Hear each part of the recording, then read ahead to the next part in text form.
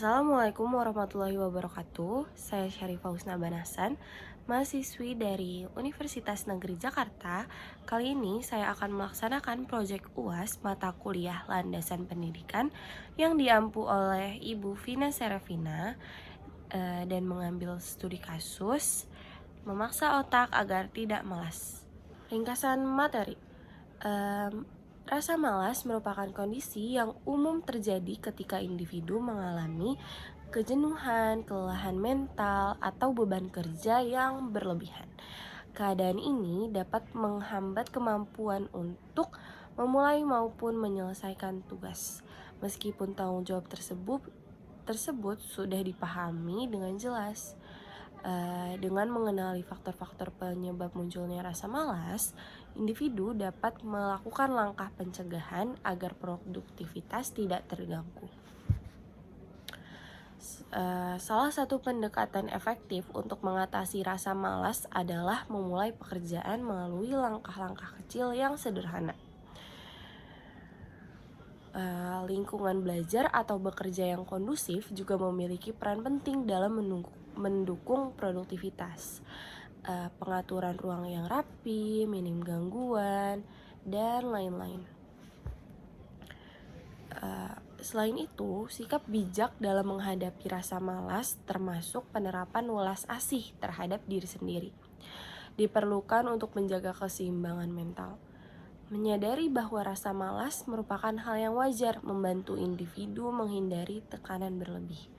Melalui pemahaman penyebab, strategi bertahap, dan lingkungan yang baik, individu dapat mengelola rasa malas secara lebih produktif dan berkelanjutan.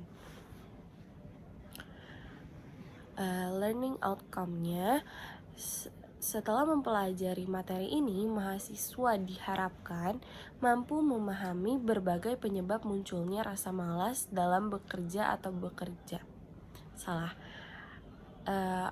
dalam belajar atau bekerja. Menerapkan langkah-langkah kecil untuk memulai tugas dan membangun motivasi. Menciptakan lingkungan belajar atau kerja yang nyaman dan mendukung fokus. Mengelola rasa malas dengan bijak agar produktif tetap terjaga. Selanjutnya ada video studi kasus dengan judul Feeling Lazy but Need to Be Productive. Here's the secret to getting your brain running again. Silakan ditonton.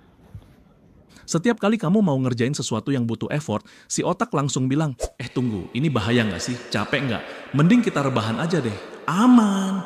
Jadi, fenomena malas gerak ini tuh wajar banget guys. Makanya pas kamu mau mulai olahraga, otak bilang, wah ini melelahkan. Mau belajar skill baru, susah banget, nanti gagal gimana. Mau mulai bisnis, risky ya, mending kerja kantoran aja. Tapi tunggu dulu, ini bukan berarti kita harus nyerah. Masa iya kita mau terus-terusan dikontrol sama rasa males? Kan nggak lucu kalau cita-cita kita cuma jadi angan-angan gara-gara kita kalah sama setan rebahan. Oke, latar belakang dari video itu membahas bagaimana rasa malas sering kali datang karena kita terasa jenuh atau terbebani, entah karena tugas terlalu banyak, tekanan, atau kurangnya semangat. Kemudian strategi yang disarankan adalah memulai dari hal-hal kecil. Daripada menunggu semangat besar atau motivasi tinggi untuk datang, kita bisa mulai dengan satu tindakan sederhana. Misalnya, membereskan meja, menulis to-do list, atau membaca satu paragraf saja. Selain itu, video ini menekankan pentingnya lingkungan yang mendukung produktivitas. Lingkungan kerja atau belajar yang nyaman, minim gangguan, dan rapi bisa sangat membantu kita fokus dan konsisten. Namun, ada yang paling penting nih, di video ini juga mengingatkan agar kita berbelas kasih kepada diri sendiri atau self-compassion. Rasa malas itu manusiawi, semua orang bisa mengalaminya. Jadi, jangan dipaksa-paksa dengan keras yang bisa membuat stres atau jenuh. Selanjutnya ada teori pendukung.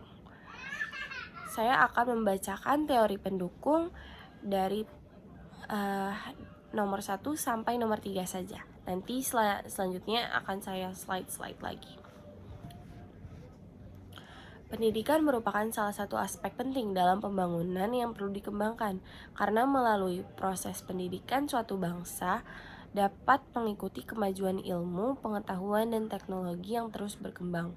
Berbagai upaya dilakukan untuk meningkatkan mutu pendidikan, seperti peningkatan fasilitas dan sarana prasarana, serta pengembangan kurikulum berkelanjutan yang menyesuaikan dengan perkembangan teknologi masa kini. Teori pendukung kedua, interaksi dan penggunaan media pembelajaran, termasuk LKS atau LKPD, menjadi bagian penting dalam mendukung proses belajar yang efektif. Media pembelajaran berfungsi menyampaikan informasi secara terencana sehingga siswa dapat memahami materi dengan lebih baik. Di era modern, LKPD perlu dikembangkan menjadi bentuk elektronik dan dipadukan dengan model seperti problem based learning, karena pembelajaran berbasis masalah mampu merangsang kemampuan bernalar, meningkatkan pemahaman konsep, serta mendukung kemampuan berpikir tingkat tinggi siswa.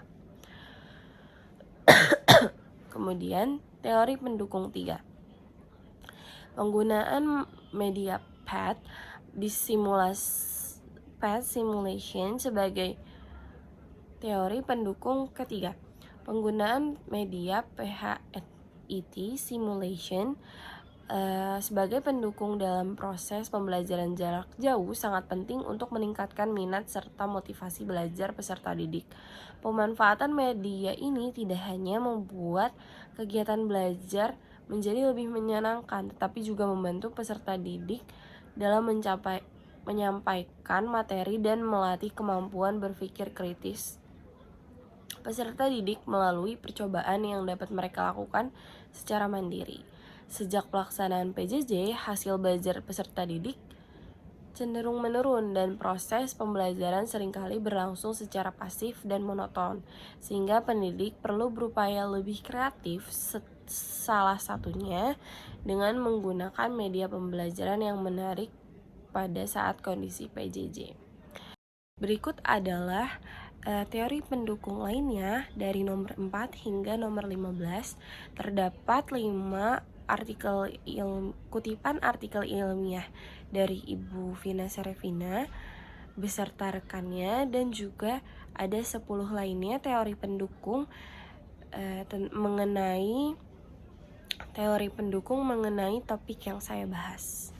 Selanjutnya ada input masalah, ada 3 nomor. Yang pertama, mengapa rasa malas sering muncul ketika seseorang ingin produktif? Yang kedua, bagaimana cara efektif untuk mengatasi malas agar bisa kembali produktif? Yang ketiga, apa peran lingkungan dan sikap terhadap diri sendiri dalam menjaga produktivitas? Input masalah yang pertama, rasa malas umumnya muncul ketika otak mengalami kejenuhan, merasa terbebani oleh tugas yang besar, atau kehilangan arah karena terlalu banyak hal yang harus dikerjakan. Kondisi ini membuat kita sulit memulai aktivitas, meskipun sebenarnya kita tahu apa yang harus dilakukan. Proses penyelesaian masalah yang kedua, salah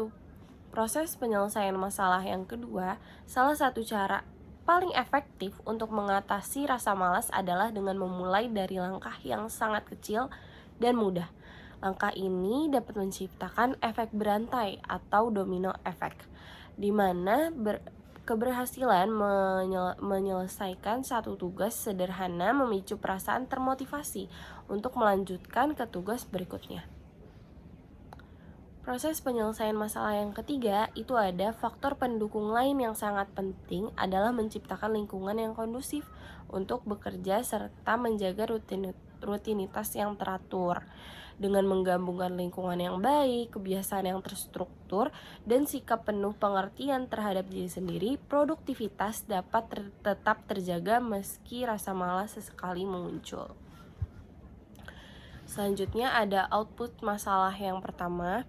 Mahasiswa dapat memahami secara mendalam berbagai faktor yang menyebabkan munculnya rasa malas saat bekerja atau belajar. Output masalah yang kedua, mahasiswa mampu menerapkan strategi efektif yang sederhana, kecil, dan tetap untuk membantu mengembalikan motivasi serta semangat belajar maupun bekerja.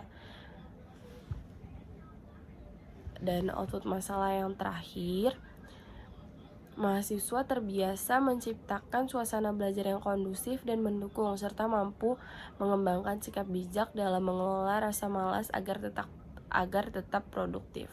Selanjutnya ada feedback atau saran. Pemahaman faktor penyebab rasa malas mahasiswa sebaiknya lebih memperhatikan kondisi internal seperti kelelahan, kejenuhan, dan tekanan tugas yang berlebihan, karena ketiga hal tersebut merupakan pemicu utama munculnya rasa malas. Feedback atau saran yang kedua, penerapan strategi kecil dan bertahap. Dalam menerapkan strategi untuk mengembalikan motivasi, mahasiswa sebaiknya memulai dari langkah-langkah kecil yang realistis dan efektif. Feedback atau saran yang terakhir, yaitu yang ketiga, menciptakan suasana belajar yang kondusif dan sikap bijak mahasiswa sebaiknya membangun lingkungan belajar yang berkualitas. Misalnya dengan merapikan meja, mengurangi gangguan, dan membuat jadwal belajar yang konsisten. Dengan menggabungkan lingkungan yang baik dan sikap yang bijak, produktivitas dapat dipertahankan tanpa harus mengorbankan kesehatan mental. Kesimpulan dari materi yang saya jelaskan adalah rasa malas merupakan kondisi yang wajar dan sering muncul akibat kejenuhan, beban tugas yang berlebihan, atau kurangnya fokus sehingga menghambat produktivitas. Untuk mengatasinya, mahasiswa dapat memulai langkah-langkah kecil yang mampu menciptakan efek berantai sehingga tugas berikutnya terasa lebih ringan. Selain itu, menciptakan lingkungan belajar yang kondusif, menjaga rutinitas, mengurangi gangguan, serta bersikap ulas asih terhadap diri sendiri menjadi kunci penting dalam mengelola rasa malas secara bijak. Dengan memahami penyebab, menerapkan strategi bertahap, dan membangun suasana belajar yang mendukung, mahasiswa dapat tetap produktif dan mampu mempertahankan motivasi dalam proses belajar maupun bekerja. Berikut ada daftar pustaka dari semua materi-materi yang tadi. Dan terima kasih sudah menonton video pembelajaran saya. Dan terima kasih sudah menonton video ini sampai akhir. Mohon maaf apabila ada kesalahan. Terima kasih. Wassalamualaikum warahmatullahi wabarakatuh.